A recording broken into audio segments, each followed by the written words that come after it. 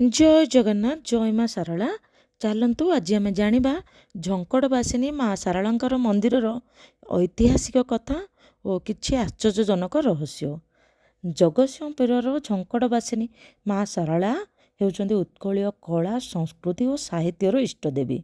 ଓଡ଼ିଶାର ପ୍ରମୁଖ ଶାକ୍ତପୀଠମାନଙ୍କ ମଧ୍ୟରେ ବାଣୀକ୍ଷେତ୍ର ଝଙ୍କଡ଼ ଅନ୍ୟତମ, ଯାହା ବାଗ୍ଦେବୀନୀ ମାନେ ବାଗ୍ବାଦିନୀ ଶ୍ଵେତ ପଦ୍ମାସନା ଦେବୀ ଶାରଳାଙ୍କର ପୀଠ। ଏ ଦେବୀପୀଠ ସମଗ୍ର ଓଡ଼ିଶାର ସର୍ବପ୍ରାଚୀନ ଓ ପୁରାଣ ପ୍ରସିଦ୍ଧ ଶକ୍ତିପୀଠ ଭାବେ ମାନ୍ୟତା ପାଇଛି।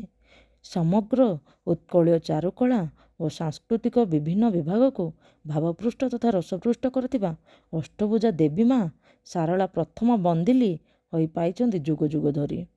ପବିତ୍ର ବୃଦ୍ଧା ନଦୀ ତୀରରେ ପ୍ରତିଷ୍ଠିତ ହୋଇଛି ଶାରଳା ମନ୍ଦିର ଏବଂ ଏହି ନଦୀ ତଟରେ ବସି ଦିନେ ମାଟିର ମହାକବି ଶାରଳା ଦାସ ସୃଷ୍ଟି କରିଥିଲେ ଓଡ଼ିଆ ସାହିତ୍ୟର ଆଦ୍ୟ ଓଙ୍କାର, ଯାହାକି ତାଙ୍କର ପ୍ରଥମ ନାମ ଥିଲା ସିଦ୍ଧେଶ୍ୱର ପରିଡ଼ା। ସେ ମାଆଙ୍କ ଆଶୀର୍ବାଦରୁ, ଶାରଳା ମାଆଙ୍କ ଆଶୀର୍ବାଦରୁ ପ୍ରଥମେ ଓଡ଼ିଆ ମହାଭାରତ ରଚନା କରିବାର ସୁଯୋଗ ପାଇଥିଲେ। ସେଇଥିପାଇଁ ସେ ତାଙ୍କ ନାମକୁ ପରିବର୍ତ୍ତନ କରି ଶାରଳା ଦାସ ନାମରେ ବିଖ୍ୟାତ ହୋଇଛନ୍ତି। ଉତ୍କଳୀୟ କଳା, ସାହିତ୍ୟ ଓ ସଂସ୍କୃତିର ଇଷ୍ଟଦେବୀ ରୂପେ ମା ଶାରଳା ବନ୍ଦନୀୟ ଓ ପୂଜନୀୟ। ସେ ବିଦ୍ୟାଦାତ୍ରୀ, ଜ୍ଞାନଦାତ୍ରୀ, ସିଦ୍ଧିଦାତ୍ରୀ ରୂପେ ପରିଚିତ। ସେ ପୁଣି ମହାଲକ୍ଷ୍ମୀ, ମହାକାଳୀ ଓ ମହାସରସ୍ୱତୀ ରୂପେ ଆରାଧିତା। ସେ ସାରବସ୍ତୁ ଦାନ କରିଥିବାରୁ ତାଙ୍କ ନାମ ହେଉଛି ଶାରଦା। ପୁଣି ପରଶୁରାମଙ୍କ ଦ୍ୱାରା ସର ମୁନରେ ଉତ୍କୀର୍ଣ୍ଣ ହୋଇଥିବାରୁ ତାଙ୍କ ନାମ ଶାରଳା। ପୁନଶ୍ଚ ଶାରଳା ନାମକ ଗ୍ରାମରେ ପୂଜା ପାଉଥିବାରୁ ତାଙ୍କ ନାମ ଶାରଳା। ମହିଷାମର୍ଦିନୀ ହୋଇଥିବା ସତ୍ତ୍ୱେ ହସ୍ତରେ ସେ ବୀଣା ପୁସ୍ତକ ଧାରଣ କରିବା ଦେବୀଙ୍କଠାରେ ଏହା ହେଉଛି ଅନ୍ୟ ଏକ ଲକ୍ଷଣ। ଦେବୀମାନେ ଶସ୍ତ୍ର କିମ୍ବା ଶାସ୍ତ୍ର ଧାରଣ କରିଥିଲେ ମଧ୍ୟ ମା ଶାରଳାଙ୍କ ପାଖରେ ଏହାର ଏକ ବ୍ୟତିକ୍ରମ ଦେଖାଯାଏ। ମା ଶାରଳା ଉଭୟ ଶସ୍ତ୍ର ଓ ଶାସ୍ତ୍ର ଧାରଣ କରିଛନ୍ତି, ଯାହାକି କେବଳ ଓଡ଼ିଶାରେ ନୁହେଁ ସମଗ୍ର ଭାରତରେ ମଧ୍ୟ ବିରଳ। ସେଥିପାଇଁ ମା ଶାରଳାଙ୍କୁ ମହିଷାମର୍ଦିନୀ ଶ୍ରୀ ଦୁର୍ଗା ହିସାବରେ ଗ୍ରହଣ କରାଗଲେ ମଧ୍ୟ ତାହା ଅପେକ୍ଷା ଅଧିକ ଭାବରେ ସେ ଗ୍ରହଣୀୟ ହୋଇଛନ୍ତି ମା ସରସ୍ୱତୀ ବା ବିଦ୍ୟାଦାୟିନୀ ଭାବରେ। ସେ ତ ମା, ସେଇଥିପାଇଁ ଆମେ ତାଙ୍କୁ ପ୍ରଣିପାତ କରିବା।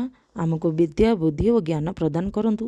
ଆମକୁ ଅସୁବିଧା ସମୟରେ ଧୈର୍ଯ୍ୟ ଦେବା ପାଇଁ ମାଆଙ୍କୁ ଆମେ ପ୍ରାର୍ଥନା କରିବା। ସେ ମା ସେଥିପାଇଁ ଭକ୍ତଜନଙ୍କର ମାନେ ଆମ ସମସ୍ତଙ୍କର ଦୁଃଖ ଦୂର ନିଶ୍ଚିତ ଭାବରେ କରିବେ। ତାଙ୍କର ଆଶୀର୍ବାଦରେ ସିଦ୍ଧେଶ୍ୱର ପରିଡ଼ା ହୋଇପାରିଥିଲେ ଶାରଳା ଦାସ। ସେଥିପାଇଁ ଆମେ ମାଆଙ୍କ ପାଦ ତଳେ ଚିର ମସ୍ତକ ଆମର ମସ୍ତକ ରଖି ମାଆଙ୍କୁ ପ୍ରାର୍ଥନା କରିବା। ମା, ଏ ସଂସାରରୁ ସମସ୍ତ ଦୁଃଖ ଦୂର କର, ଦୁଃଖ ସୁଖ ଦୂର କର ଓ ଆମକୁ ବିଦ୍ୟାର ଆଲୋକରେ ପ୍ରଜ୍ୱଳିତ କର ଓ ଆମର ସବୁ ଦୁଃଖ ଦୂର କର ମା। ଜୟ ମା ଜଗତଜନନୀ, ଜୟ ମା ଶାରଳାଙ୍କର ଜୟ। ଜୟ ମା। ଆପଣଙ୍କୁ ମୋର ଏଇ ତଥ୍ୟ ଭଲ ଲାଗିଲେ ଆପଣ ମୋ ଚ୍ୟାନେଲକୁ ନିଶ୍ଚିତ ଭାବରେ ଲାଇକ୍, ସେୟାର ଆଣ୍ଡ ସବସ୍କ୍ରାଇବ୍ କରିଦେବେ।